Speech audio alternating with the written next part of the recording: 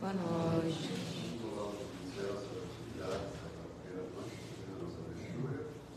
E na permissão do mentor da casa, o Lucas Barçanu, para que ele faça a limpeza de qualquer energia negativa que se encontre.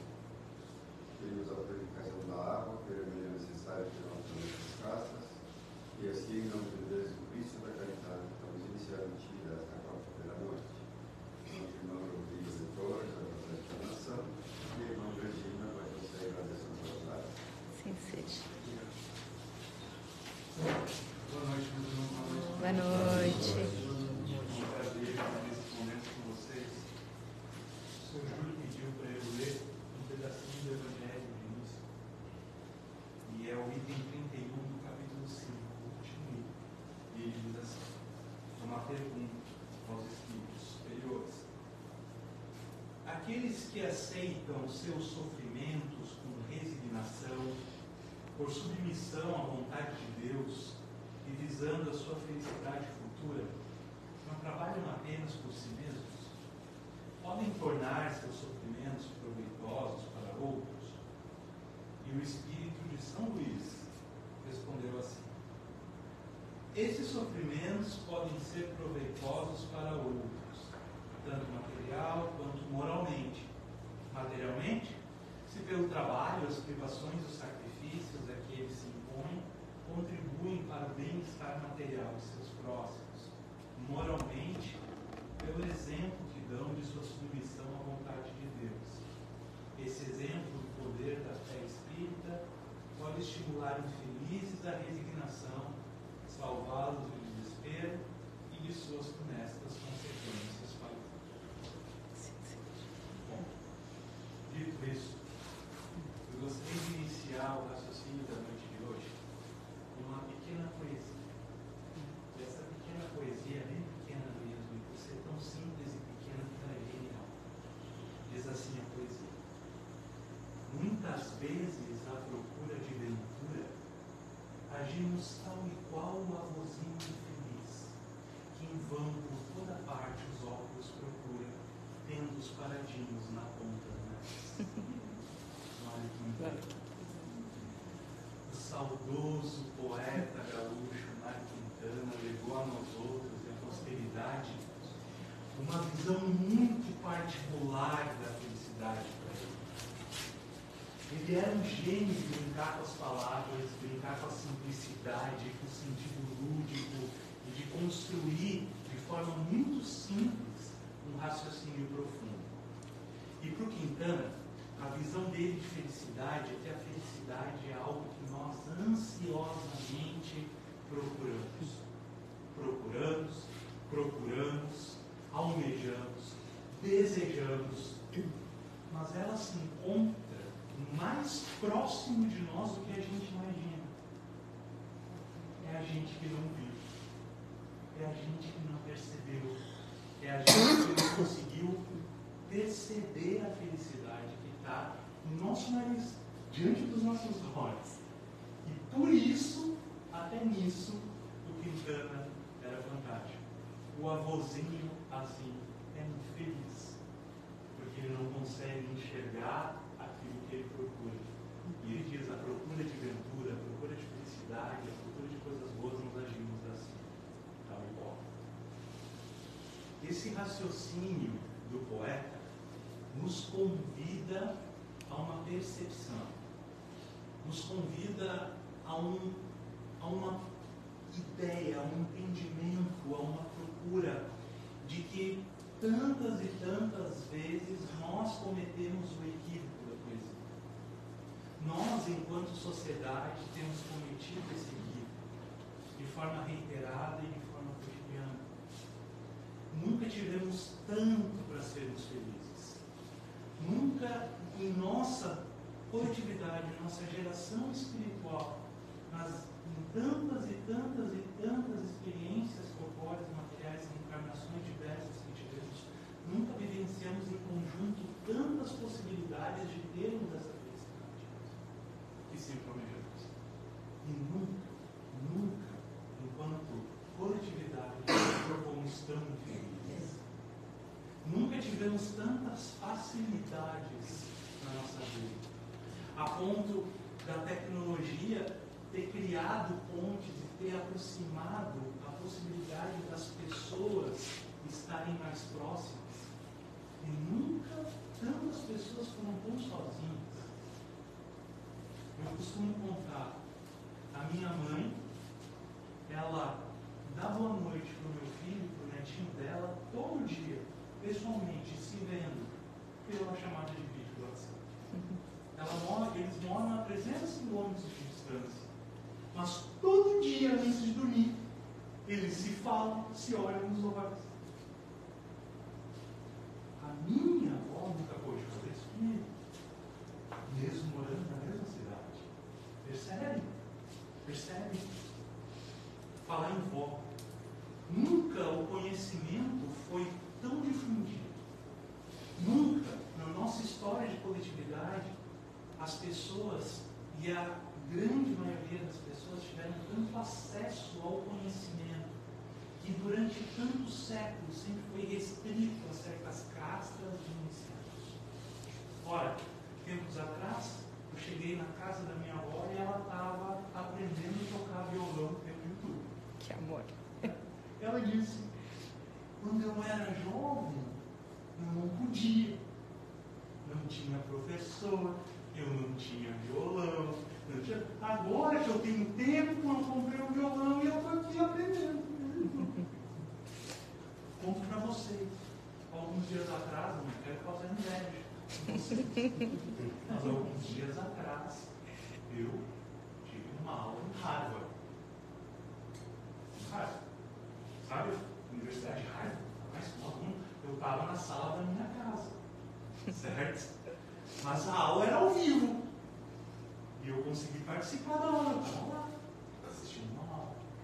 Nunca tivemos tanto.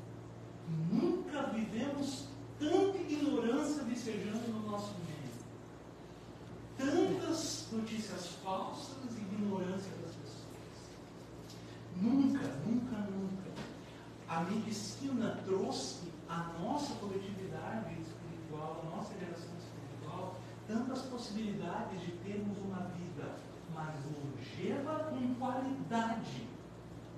E nunca as pessoas têm tido tanta solidão, doenças emocionais. Percebem o paradoxo que vivemos? Parece que nós estamos no poema do Quintana, procurando felicidade, procurando a felicidade, procurando a felicidade. E esse raciocínio que eu queria dividir com vocês na noite de hoje. Alguns dias atrás, eu estava vendo uma live de uma, quem sabe, é a minha palestrante favorita de espírito, que é a doutora Nete Guimarães. A doutora Nete, ela faz palestras fantásticas, já teve aqui em todos, conosco, a Nete é formidável.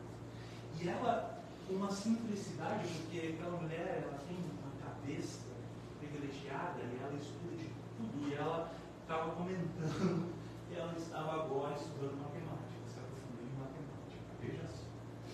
Fez faculdade, tudo quanto era coisa. Eu fiquei pensando que estranho, né? Matemática. E ela falou na live dela lá que estava abrindo o pensamento dela para várias coisas. E ela, uma brincadeira, mas que eu achei algo que dá para tirar uma lição profunda disso, ela fez uma brincadeira com uma equação. E ela disse assim, na live dela: felicidade é igual a realidade menos expectativa. Felicidade a gente pode tentar construir uma equação, onde a felicidade é a nossa realidade menos a expectativa que nós temos. De modo que, se a realidade que nós temos entra com uma luva na expectativa que nós criamos, felicidade. Se a realidade que nós temos é melhor do que a expectativa que nós tínhamos, felicidade maior. Mas, se a realidade que a gente tem é menor que a expectativa que a gente criou, há frustração. E tendo frustração, não há satisfação. Sem satisfação, não há felicidade. Eu achei, foi uma brincadeira que ela fez, eu achei fantástico. Eu achei que valia a pena tecer um raciocínio maior. Então, Vamos pensar juntos. Vamos começar a tentar entender essa equação e vamos começar a falar, então, da realidade. Realidade. Primeira circunstância da equação. Mas a gente vai falar de realidade a partir de um pensamento da doutrina budista que me encanta profundamente. Me encanta profundamente. Os nossos irmãos budistas, eles têm uma percepção, uma ideia que a existência, porque eles acreditam apenas na existência corpórea, eles acreditam em reencarnação, mas eles não acreditam numa vida espiritual.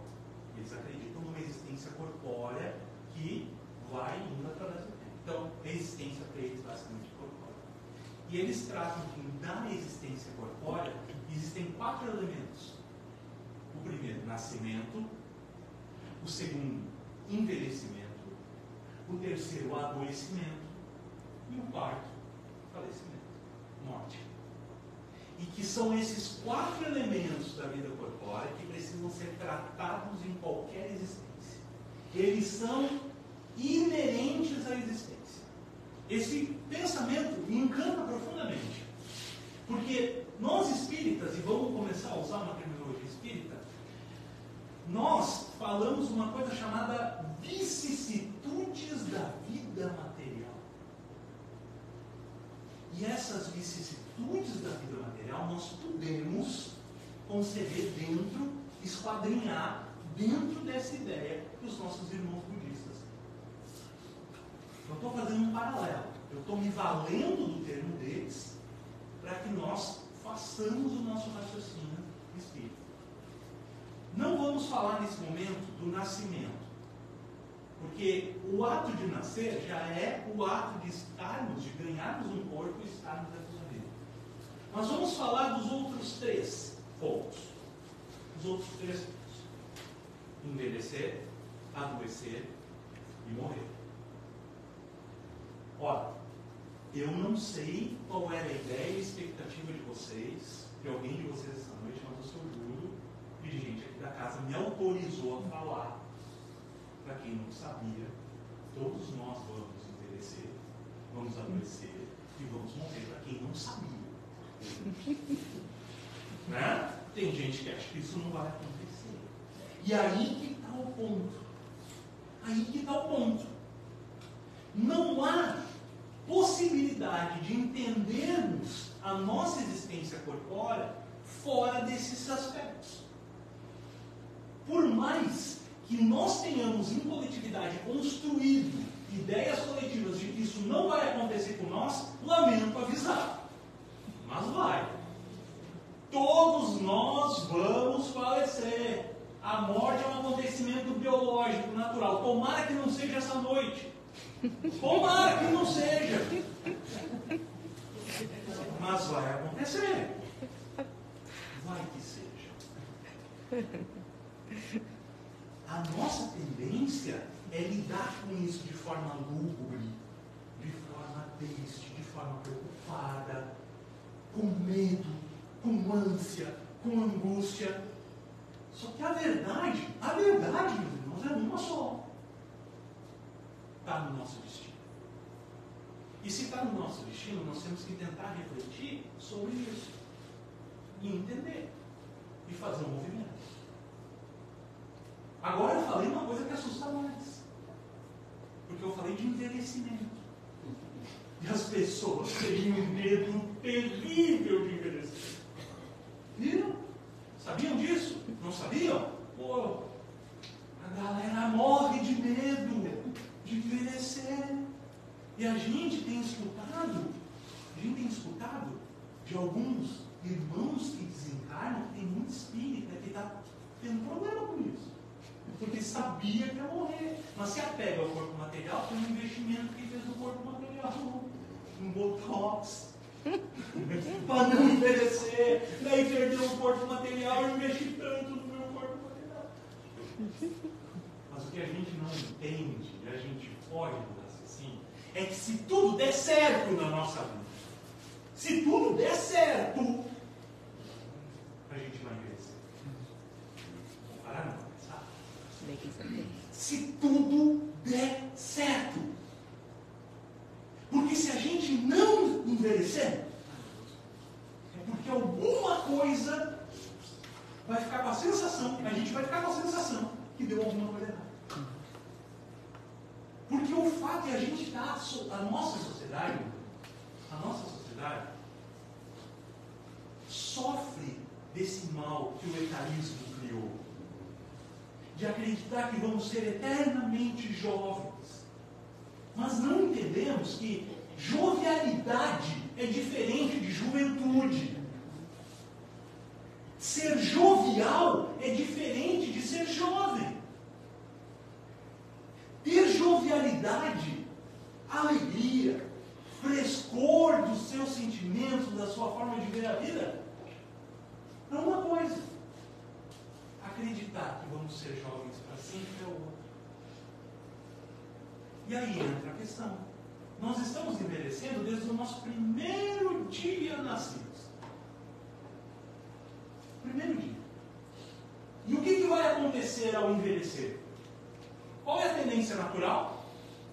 A doença. Adoecer. Por quê? Não vamos acreditar que vamos ter uma vida inteirinha aqui e não vamos adoecer. Vamos adoecer. Sabe por que nós vamos adoecer? E ó, eu vou tratar de uma forma bem específica. Porque o nosso corpo físico é um aparelho que nós ganhamos. Nós ganhamos não. Nos foi emprestado. Primeira coisa. Nosso corpo físico não é nosso. Sabe aquela coisa, meu corpo, minhas regras? Não, é usufruto. A regra é de Deus. É usufruto. Então a gente tem que dar conta do que nos foi arrendado, emprestado. Nós recebemos um aparelho perfeito. Esse aparelho é perfeito para poder refletir nesse plano o nosso espírito. E o nosso corpo funciona, isso André Luiz fala. É como se fosse um carvão que filtrasse as impurezas. Um carvão que filtra as impurezas que estão na nossa mente, no nosso psiquismo, no nosso espírito, por assim dizer, mas nós somos espírito. Não é que temos um espírito, nós somos um espírito.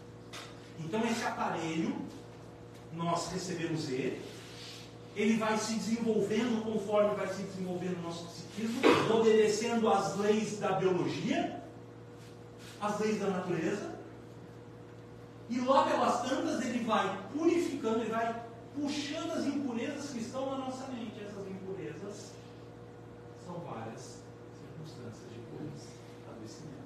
E tem a outra coisa. O nosso corpo, nós vamos envelhecendo, esse aparelho vai acontecendo o que com ele? Desgastando. Dias atrás aconteceu uma coisa que é muito comum acontecer na casa da gente, lá na minha casa. Quebrou a máquina de lavar. Né? Ou que nem quebra a máquina de lavar. E a minha esposa ficou desesperada. A máquina de lavar quebrou. Eu disse, mas, meu bem, a coitadinha já está há 10 anos ininterruptos, sem quebrar. Trabalhando direto, lavando roupa. Uma hora vai gastar, vai quebrar. É uma peça que quebrou, tem que trocar, tem que ver, tem que trocar a peça, ou se ela não dá mais conta, tem que trocar fora, tem que trocar outra. Mas é isso. Porque não há aparelho que vá funcionando ininterruptamente, que não tenha desgaste dele, certo? E o que é esse aparelho que nós estamos utilizando em espírito para vivenciar as experiências aqui nesse plano? Ele vai gastar. Ele vai gastar, ele vai ter os seus desgastes. E daí sabe o que são esses desgastes? É uma pressão alta, é uma diabetes, é uma dor na lombar, é um joelho que não está legal, é uma catarata, é uma angina. Sabe? Sabe isso? Sabe? Isso é doença. É adoecimento. E é natural. E faz parte do processo. Faz parte do processo. Então entendemos que essa é a nossa realidade. Não tem como fugir dela. Não tem como fugir do processo de envelhecimento. Não tem como fugir fugir do processo de adoecimento. E não tem como fugir do processo de morte, de falecimento. Porque é um fenômeno biológico. Mas, aí vem um ponto, nós estamos falando de realidade. E as pessoas, por vezes, têm dificuldade de lidar com as coisas mais factíveis da realidade que vai ocorrer, da realidade que vai acontecer. Algum tempo atrás, eu divido essa história com vocês. Alguns anos atrás, o meu avô me ligou, me telefonou numa manhã, e ele disse assim: meu filho, eu preciso de ti porque o meu irmão morreu. Contextualizar para vocês, eles eram 5 irmãos. Os 5 irmãos estavam divididos no intervalo de 11 anos. Tá? O meu avô era o segundo mais velho, mas o primeiro menino. Eram 2 meninas, 2 mulheres, 3 homens. Meu avô era o segundo. Meu avô, naquela ocasião, meu avô tinha 93 anos. A irmã mais velha do meu avô, 95. Quem faleceu foi o mais novo. Tinha 80 anos, mais novinho. Nenê. Mas então, é aí que conta a história. Fui lá, peguei meu avô, levei para o velório, chegamos no velório, a irmã mais velha do meu avô estava inconsolável. Ela chorava inconsolavelmente. Eu achei que ela estava percebendo que uma hora ia chegar. Quem já estava com 95 anos, certo? Morreu o nenê. Mas sabe o que ela falou, Jordão? Ela falou assim: bem que a nona falou que o Nene não ia vingar.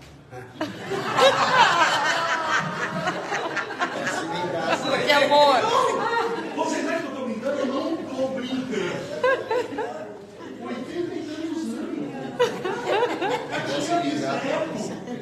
E ela falou: a nona disse que ele não ia vingar. Ele nasceu tão pequenininho. Não ia vingar.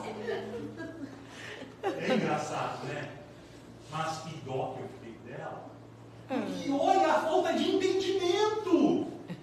Pô, ela estava com 95 anos, o irmão com 80 e tantos, apareceu. Ah, não era o irmão, era o nenê. É uma inversão. Era o nenê. Não era o irmão. Mas olha só, ela não conseguia ter a naturalidade do processo com ela. Ela estava inconsolável. Ela chorou, meu avô sentou com ela e falou assim: Fulana, do jogo, tu não tem coração, nem morreu. Entende? Mas, gente, pensa a dificuldade dela de lidar com. E eu não estou entrando na questão psicológica, não estou entrando nisso, mas eu estou entrando na. Claro, eu, espírita, expositor, entendendo, estava lá, né? Com todo o respeito possível, todo respeito pela. Mas o entendimento do processo. E faltava a ela o entendimento de que ali estava uma intercorrência da vida. Ali estava algo, um fato biológico que iria acontecer com ela, como de fato aconteceu um tempinho depois. Entende? Mas é a falta de entendimento da realidade. E olha só, eu falei até agora só da realidade material. Eu falei de doença, que é desgaste do corpo. Eu falei de envelhecimento, que é natural. Eu não falei de lei de causa e efeito. Porque nós, quando nascemos, e aí vem o ponto nascimento. Obviamente que os nossos irmãos budistas, eles falam do nascimento como o ato de vir à Terra. Nós, espíritas, já trazemos um entendimento diferente. Nosso entendimento é que nós nascemos já o espírito carregado. Carregado de débitos, carregado de circunstâncias, carregado de dores, carregados de circunstâncias que nós precisamos dar conta. E a função do nascimento é essa. A função do nascimento é nos posicionar dentro de uma lei de responsabilização. Porque aí que tem um ponto. A lei de causa e efeito, que é o grande mecanismo da lei de amor, de justiça e caridade, o mecanismo dessa lei de amor, justiça e caridade é a lei de causa e efeito. A lei de causa e efeito, ela, por essência, ela é uma lei limitadora de liberdade, uma lei de responsabilização. Sabe o que ela fala? Nós precisamos liderar o processo de reajuste pelos fatos dos quais nós somos responsáveis. Não adianta culpar terceiro. Não adianta dizer que eu não consegui porque fulano fez, eu fiz por causa disso, por causa daquilo. A lei de causa e efeito é uma lei limitadora de liberdade porque ela limita a nossa liberdade de cometer os delitos que cometemos em outra reencarnação. E quando eu falo de delitos, eu não estou falando de crime, lesa pátria. Eu estou falando de delito moral. Delito moral. Aquilo que está dentro de nós, na nossa consciência, que a gente quer dar vazão, mas que a gente não pode dar vazão. Porque foi a causa da nossa queda, meu. Então a nossa liberdade está tolhida. Está tolhida. Mas há a responsabilização do processo. Nós precisamos ser responsáveis pelo processo de reajuste.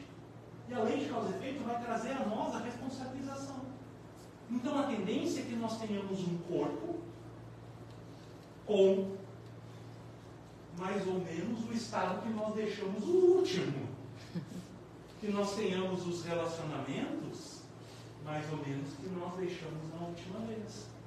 Que nós tenhamos as circunstâncias difíceis de vida que nós vivenciamos ou que nós causamos na outra. Então, ao estarmos responsáveis, sermos responsáveis por esse processo de reajuste, nós carregamos uma série de circunstâncias difíceis que vão fazer parte da nossa realidade. Isso é o nascer.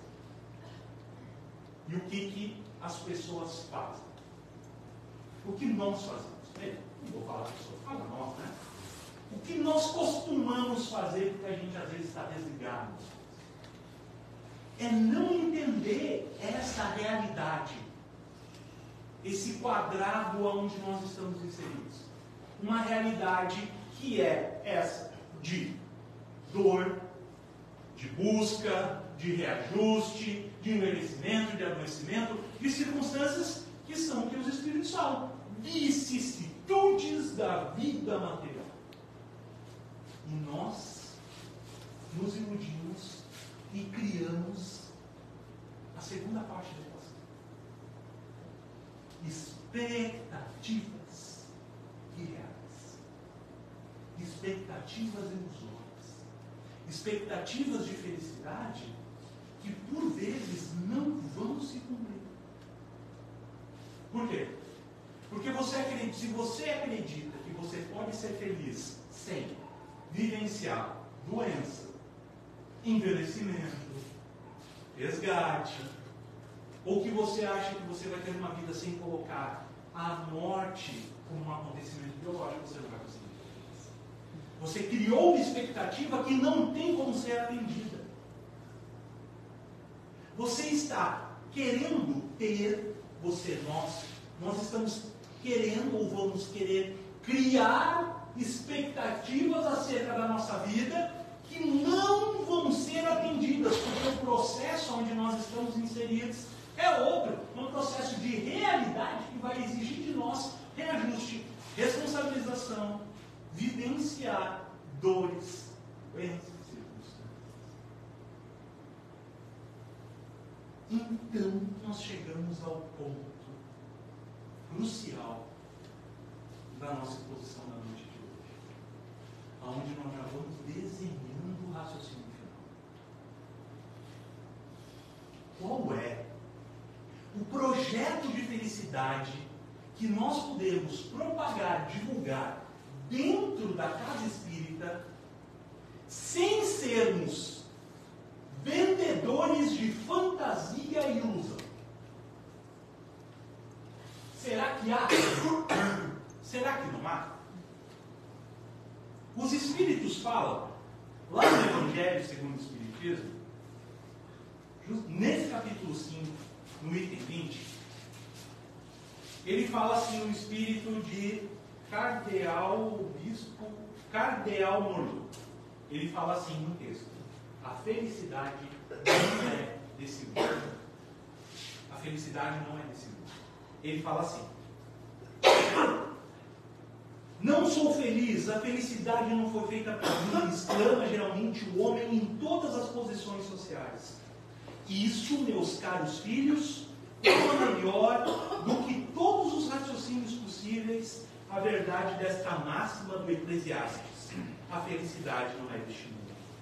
Com efeito, nem a riqueza, nem o poder, nem mesmo a florida juventude são condições essenciais à felicidade. Digo mais, nem mesmo reunidas essas três condições tão desejadas, porquanto incessantemente se ouvem no seio das classes mais privilegiadas pessoas de todas as idades se queixarem amargamente da situação em que se encontram. Em tese, pode afirmar-se que a felicidade é uma utopia, a cuja conquista as gerações se lançam sucessivamente, sem jamais lograrem alcançá-la. Se o homem ajuizado é uma raridade neste mundo, o homem absolutamente feliz jamais foi encontrado. Ele está falando sobre exatamente isso. Qual é o projeto de felicidade que nós podemos aurir enquanto aqui encarnamos? E o que nós aqui dentro da Casa Espírita podemos propagar, divulgar acerca desse projeto de felicidade? Por quê? Nós não podemos vender fantasias. Nós não podemos iludir as pessoas. Nós não podemos criar nas pessoas uma ideia de que tudo é possível, tudo é lícito e a felicidade é a única coisa que deve ser alcançada independente dos meios. Não é assim. Há um projeto possível de felicidade para quem nós estamos, para nós que estamos encarnados. Há um projeto possível. Esse projeto possível de felicidade, ele tem alguns preceitos. Nós podemos falar de alguns 15, mas eu vou resumir. A primeira coisa desse projeto possível de felicidade é o seguinte: nós precisamos entender a nossa realidade. Nós precisamos elevar o nosso entendimento e fazer aquilo que o Espírito Amigo falou, o Espírito de verdade falou aqui no Evangelho, um capítulo depois. Elevar a nossa resignação ao tamanho das nossas provas, à altura das nossas provas.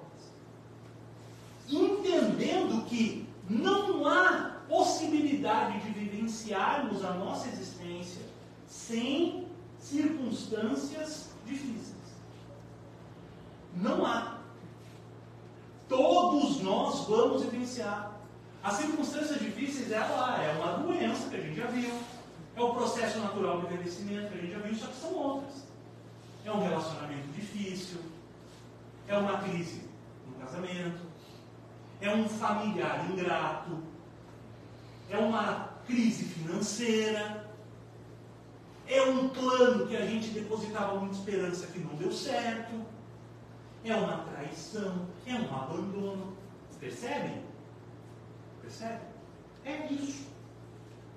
Não há como buscar um projeto de felicidade sem entender que essas circunstâncias vão ocorrer conosco, invariavelmente, num ponto ou outro, num momento ou outro, por uma causa ou outra.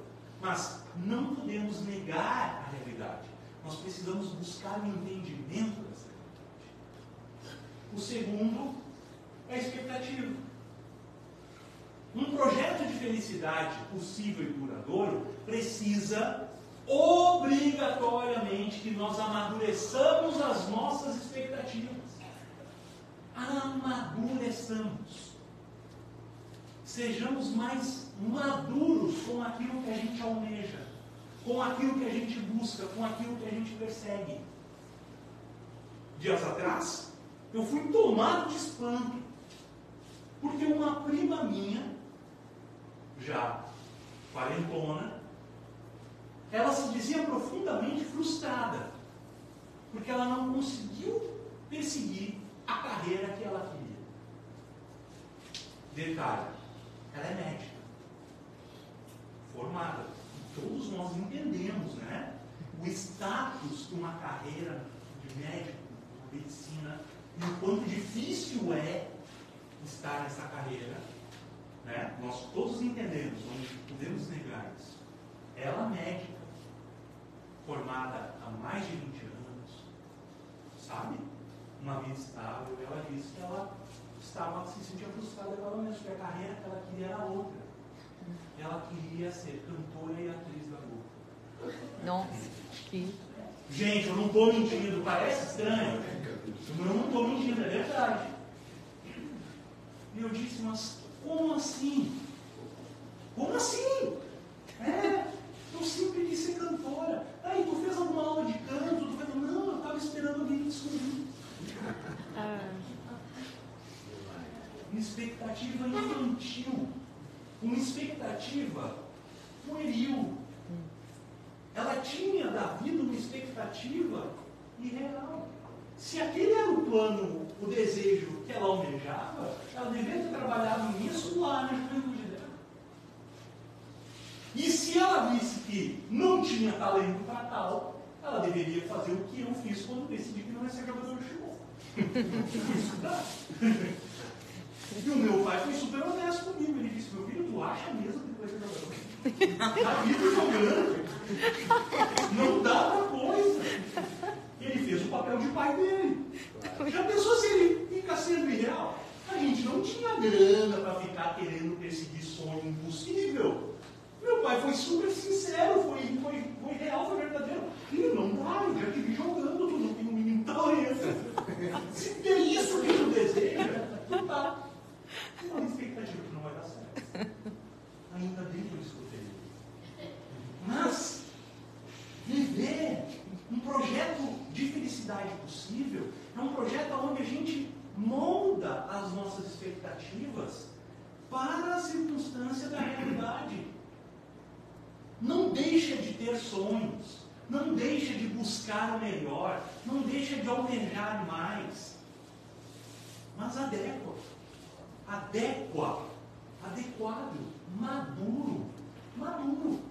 maturidade. Porque maturidade é a gente entender os processos e saber o que a gente pode esperar. Dias atrás, num atendimento fraterno, uma irmã reclamava do esposo.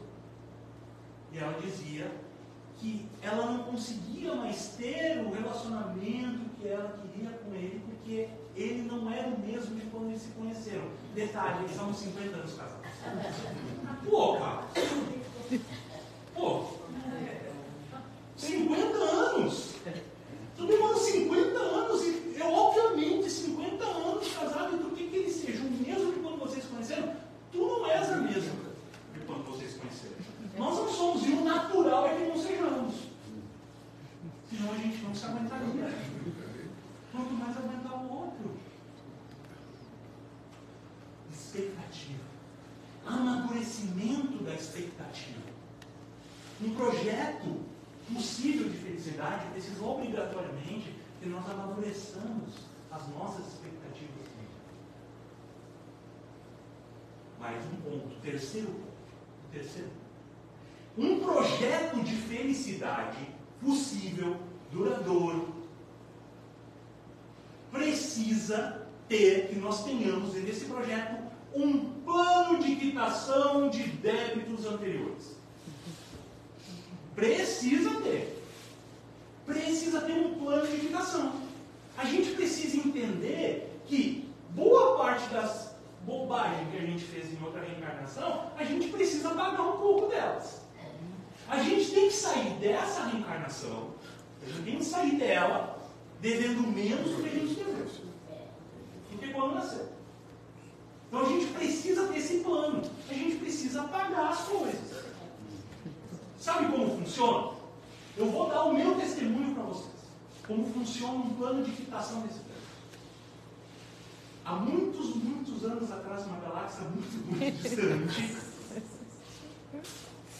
eu, iniciando a vida adulta, tinha juntado um dinheirinho pequeno, eu tinha juntado alguma coisa, e eu fui lá e comprei um apartamento na planta para me consultor entregar, fui financiando, eu pagava a gente aquela parcelinha religiosa, sabe? Pagava um dia antes, sabe? Um dia antes, pagava. Eu paguei a última, uma semana depois eu recebi a ligação, Rodrigo, a consultora foi. É tão bom pagar, né? É tão bom pagar esses débitos que a gente teve no passado, né? Mas perceba. Isso é um pepino, gente. Não dá para dizer que é bom, certo? Pô, vocês acham que eu não xinguei? Mas o Rodrigo é espírita, mas eu xinguei. Embrabei, xinguei, xaropeei, chorei. Sabe, todo aquele processo de negação, uma dor, a sombra, tudo. Mas a certo momento tem que entender. Eu precisava passar por isso. Eu precisava pagar. Vai o prejuízo que eu tenha dado em outra empresa. Eu pego um dinheiro de alguém, não tem entregue que prometi. Plano de fixação de débito. E sabe que a espiritualidade é tão boa por nós que ela vai apontar para nós os débitos que a gente tem que pagar. Esse plano de quitação que a gente tem que colocar no nosso projeto, ela vai apontar. E vai ser mais suave do que a gente deveria pagar, viu? Isso eu garanto para vocês. E a nós, o ideal a fazer é o seguinte. Sabe qual é o ideal a fazer? Aceita. Entendimento. Busca o entendimento, aceita. Busca. Que daí eu me lembro de Abigail falando para Paulo, lá em Paulo Estevam. Paulo chorando, numa circunstância difícil, ela diz assim para ele: não recalcitres contra os argumentos. Não recalcitres contra os argumentos. Não fica te sacudindo com as grades, com as correntes, o prisioneiro que tu é no momento. Tu vai só te cansar. Aceita que vai doer menos, por incrível que pareça. O quarto, nós vamos falar de 5 planos, 5 questões do projeto. O quarto é a seguinte. A parte é a seguinte. Um projeto de felicidade possível a nós aqui na Terra precisa obrigatoriamente que nós desenvolvamos dentro de nós a ligação com o autor da criação. Nós precisamos desenvolver, buscar, tentar estreitar a ligação com o autor da vida. A ligação com Deus. Não há felicidade possível no nosso plano. Não há felicidade possível a ser construída por nós mesmos se nós não colocarmos na nossa vida a busca por essa ligação. Eu vou contar uma novidade. Eu acho que é novo. Se for novidade, eu não vou contar. A novidade é a seguinte: nós já estamos em Deus. Nós estamos mergulhados. Não é Deus que está dentro de nós. Nós estamos mergulhados em Deus. Nós somos parte de Deus. Parte dele. Só que a diferença é o seguinte: o nosso trabalho não é ir a Deus, é perceber a Deus. A nossa obrigação é buscar dentro de nós o entendimento, a criação, a busca, a compreensão de entender que Deus está em nós e nós estamos nele. Para explicar isso de uma forma menos filosófica, eu vou apelar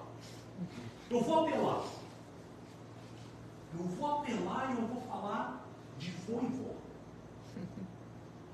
Vou até lá. Às vezes a minha mãe largou tudo. Você disse tudo para mim, para ajudar a cuidar. E ainda bem que ela veio para ajudar a cuidar. E eu chegava do trabalho e a minha mãe estava lá, o Luiz Fernando, o Nenezinho estava no berço, e a minha mãe parava.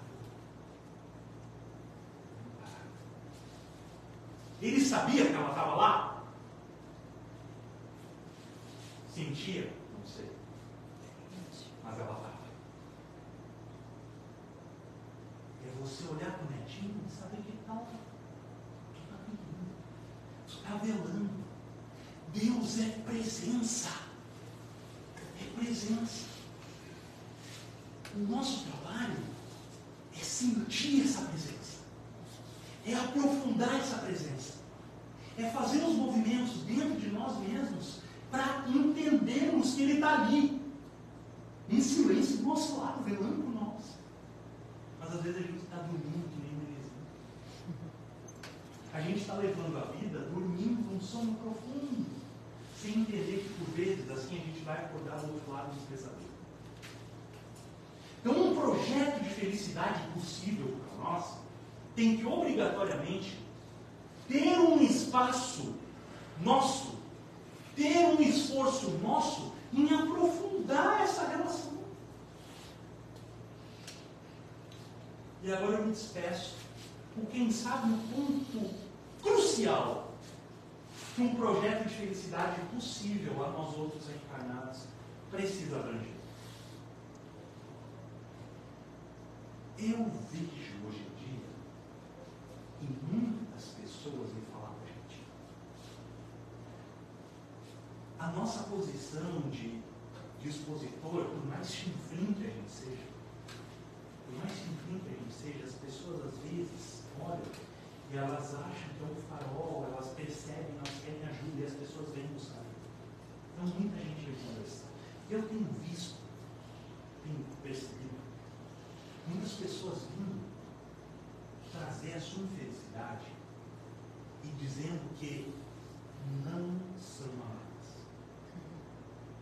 Elas não são amadas. Elas não conseguem perceber amor, elas não conseguem perceber, elas não conseguem ver que alguém as ama. Só que a verdade, e a dura verdade, é que não é que elas não são amadas. Essas pessoas não conseguem amar. Elas ainda não sabem amar. Elas ainda estão na ideia de que o amor é algo que você dá e você recebe, é uma via de troca. Um projeto de felicidade possível é um projeto de busca, de entendimento de que o amor se alimenta do próprio amor. Já dizia o poeta, amor, verbo intransitivo. Amor, amar, verbo intransitivo. Amar, amar, basta por amar. Você ama quando você não espera ninguém, quando você não espera nada em troca. Você ama quando você dá. E a verdade é que nós ainda não sabemos amar. Nós não sabemos.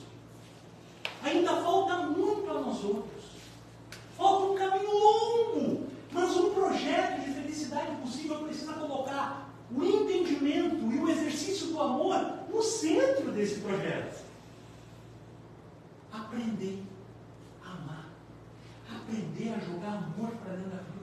Aprender a dar sem esperar nada em troca. Aprender a se doar. Aprender a se sacrificar. Aprender a dar o seu melhor para aquela pessoa, para aquela ocasião, para aquela circunstância difícil. Mas dar amor. O exercício de aprender a amar, sabe qual é? Ingratidão. Parece um contrassenso. Mas, meus irmãos, todos nós vamos viver isso.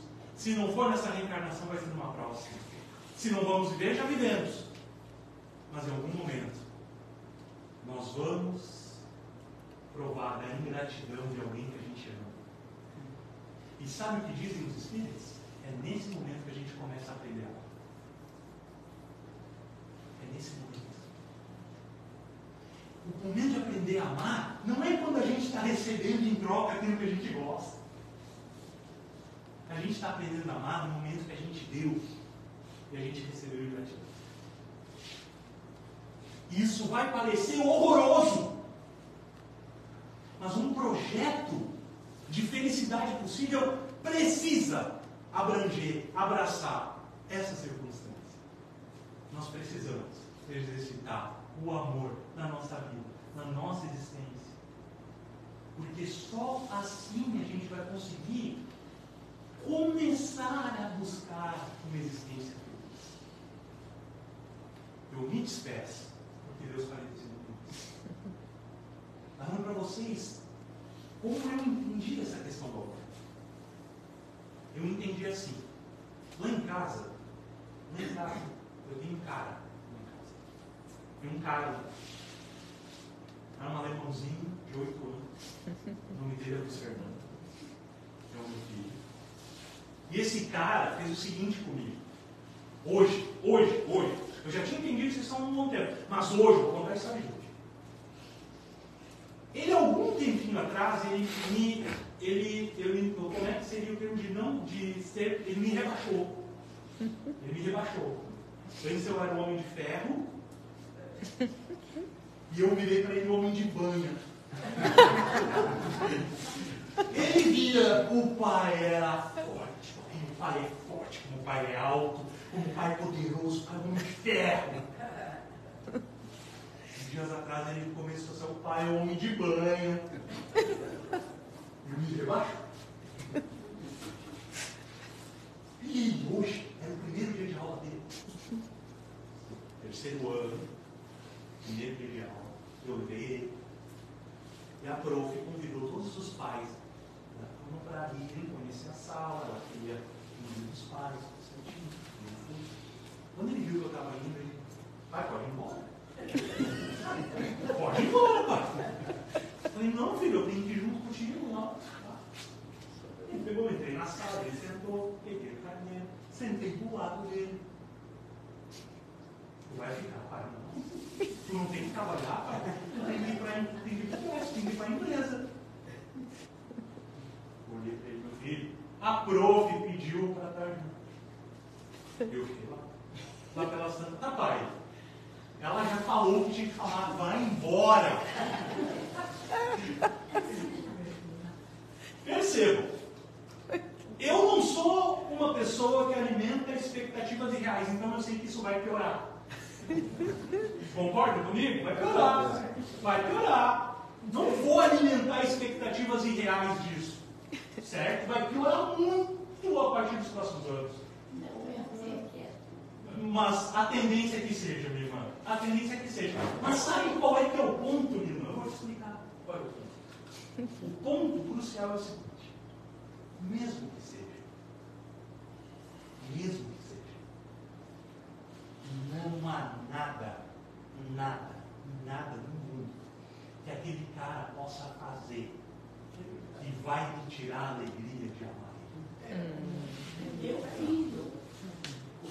filho, até os 3, 4 anos, ele não chega, ele é pequeno. Desde neném no colo, no meu colo ele chorava. No colo do pai, da avó, do vô. E ele começou a caminhar e dia de meu aniversário, dia das mães, o meu marido botava ele na frente para me abraçar e beijar. Até que um dia eu vi ele chorando e o outro desistindo. Deixa. Não faz mais isso. Por favor. Eu sei que ele é meu filho. E ele está agora com 51 anos. Ele passou, esse ano que passou, os 51 ele fez aqui. Porque ele foi do mundo, né? Ele, antes dos 20, começou a viajar, foi para a Austrália, ficou anos lá, tirou o curso de cozinha, saiu até entrevistas, mas telefonava e vinha, depois ficou adulto, mas agora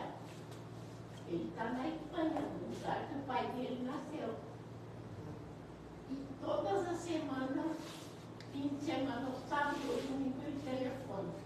E a primeira coisa que ele diz é o seguinte: mãe, me perdoa pelo que eu fiz quando era pequeno. Mas não há necessidade disso. Não, mas ele que faz. Pois é por isso que eu digo, para encerrar. Eu peço desculpa, pastor, eu tenho que encerrar. Mas como o senhor estava falando isso? Perfeito, é isso que eu quero dizer. Não há nada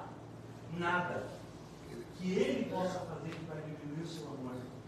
Não há nada que um cara lá de casa vai fazer que vai diminuir a minha alegria, a Maria.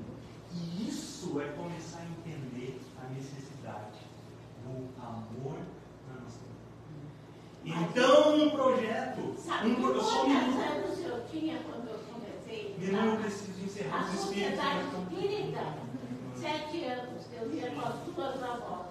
Eu passei a vida inteira dentro da sociedade espírita, ouvindo palestras e tudo, né? E lendo. Assim nós encerramos então a exposição da noite de hoje.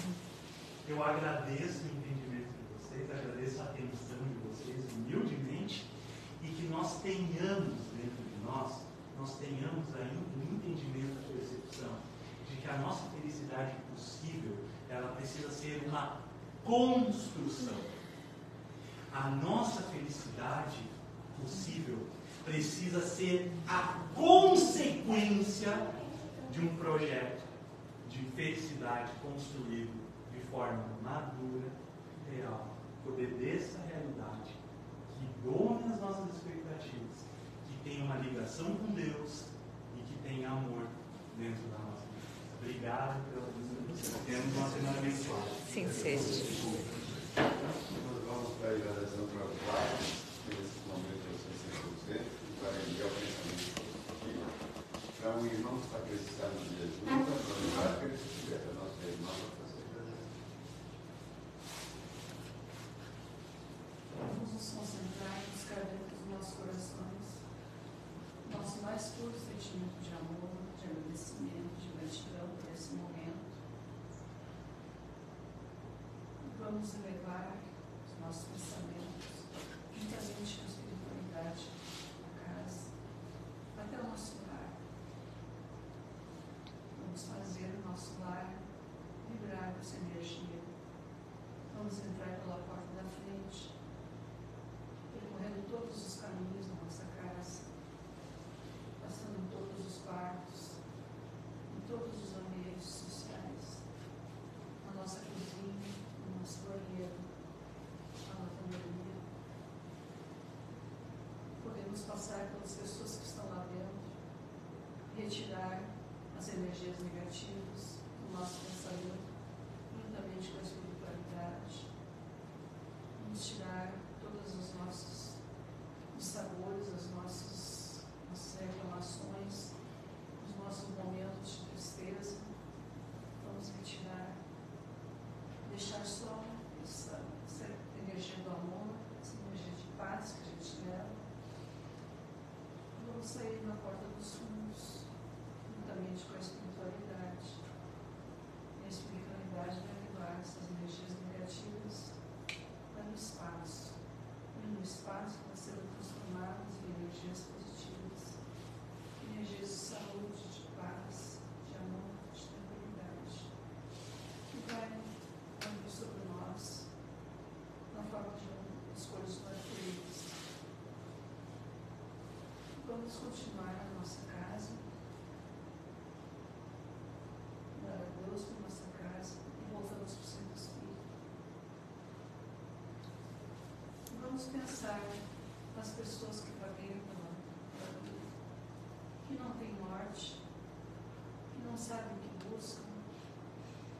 Vamos pensar que elas possam ter um pouquinho de orientação espiritual, que elas deem passagem por uma voz interna, que elas possam se equilibrar, que elas possam procurar ajuda e possam procurar o norte da sua vida. Vamos pensar naquelas crianças que são abandonadas, que estão na rua, que elas encontrarão auxílio,